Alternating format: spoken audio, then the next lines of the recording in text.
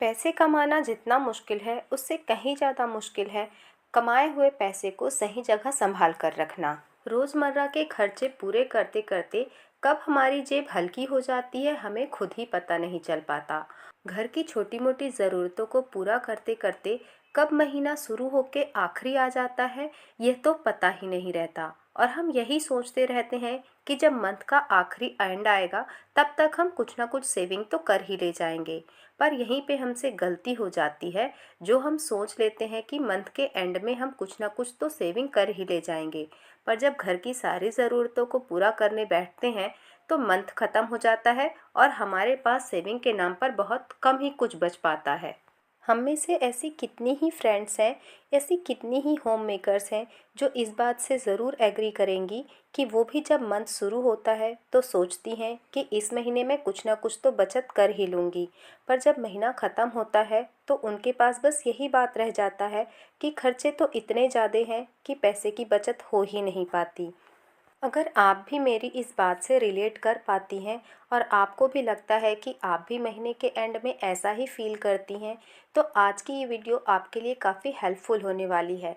आज की इस वीडियो में मैं आप लोगों के साथ 10 ऐसी बातें बताऊंगी, ऐसे रूल्स शेयर करूंगी जो आपके काफ़ी हेल्प करेंगे, जो आपको एक नया माइंडसेट क्रिएट करने में हेल्प करेंगे और आपके पास कुछ ना कुछ बचत करने के लिए आपको मोटिवेट भी करेंगे। और ये आदतें आपके अंदर सिर्फ पैसे बचाने की आदत को नहीं जगाएंगी, बल्कि आपके अंदर आत्मविश्वास को जगाएंगी और आपका जीवन भी बदल देंगी। फर्स्ट हैबिट कहती है कि जैसे ही आपके पास जो भी इनकम का सोर्स है, चाहे वो आपकी मंथली सैलरी आती हो या जिस भी तरीके से आती हो, जैसे ही आपके पास सैलरी आती है आपको सबसे पहला काम करना है, आपको जो भी सेविंग करनी है चाहे वो छोटा से छोटा अमाउंट ही क्यों ना हो, आपको उसे अलग रख देना है। और आपको ये सोचना है कि वो पैसे अब आपके पास है ही नहीं, क्योंकि जब तक आप अपने माइंड में ये बात रखेंगी कि अभी घर में इतने पैसे और बचे हुए हैं, आपका माइंड जब भी आपको पैसे की ज़रूरत होगी उन्हीं पैसों को याद दिलाएगा और यही कहेगा कि अभी उन पैसों को खर्च कर लेते हैं, जब फिर से पैसे आएंगे तो हम फिर उन पैसों को वहाँ पे वापस रख देंगे। पर ऐसा कभी होता ही नहीं है और यही हमारी सबसे बड़ी गलती हो जाती है। जब आप पैसे सेविंग के तौर पे निकाल कर अलग कर देते हैं तो आप जब तक बहुत ज़्यादा ज़रूरत ना हो उन पैसों को बिल्कुल भी याद मत करिए और सोचिए कि अभी वो पैसे आपके पास है ही नहीं। दूसरी आदत जो हमें अपने अंदर बनानी है वो है अनावश्यक खरीदारी पर रोक लगाइए।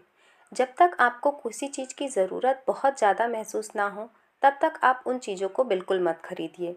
हमारी आदत होती है जब भी हम मार्केट जाते हैं या जब भी हम किसी फ्रेंड के घर जाते हैं, कोई अच्छा सामान नया परचेसिंग देखते हैं तो हमारा भी मन कर जाता है कि हम भी ये सामान खरीद लें, भले ही हमें उस चीज़ की ज़रूरत हो या ना हो। यहीं पे हमसे गलती हो जाती है और हम अपना पैसा उस जगह पर लगा देते हैं जिसकी अभी हमें ज़रूरत ही नहीं थी। हमारे घर का काम उस सामान के बिना भी चल रहा था, पर हमने अपने वो पैसे वहाँ लगा दिए जो हम अपने इस महीने की सेविंग के अमाउंट में ऐड कर सकते थे।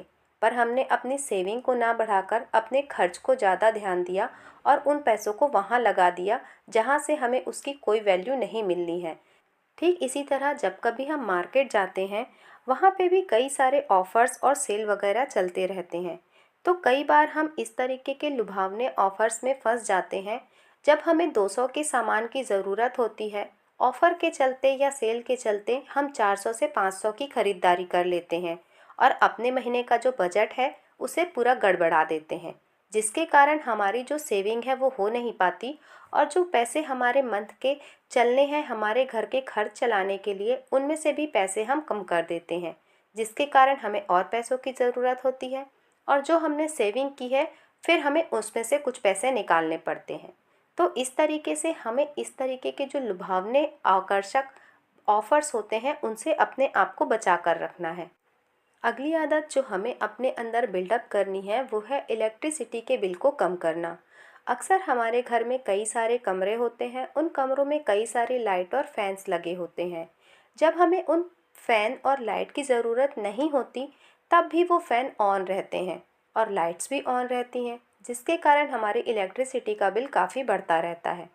साथ के साथ जब गर्मियाँ आती हैं तब अगर हम कपड़े वॉशिंग मशीन में ना सुखाकर बाहर धूप में सुखा दें तो भी से वो 1 से 1.5 घंटे में आसानी से सूख जाते हैं, जिसके कारण हमारी इलेक्ट्रिसिटी का बिल भी काफ़ी कम आता है।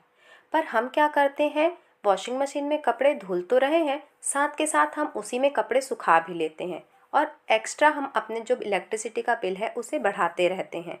तो इस तरीके से जब ज़रूरत ना हो तो फैंस को ऑफ़ करिए, लाइट्स को ऑफ़ करिए। ऐसा करने से आपके घर में जो इलेक्ट्रिसिटी का बिल आता है वो भी कम आएगा, जिसके कारण आपका जो बजट है वो भी स्मूथली चलेगा और आपके मंथ के एंड में जो आप सेविंग करना चाहते हैं वो भी आप कर पाएंगे।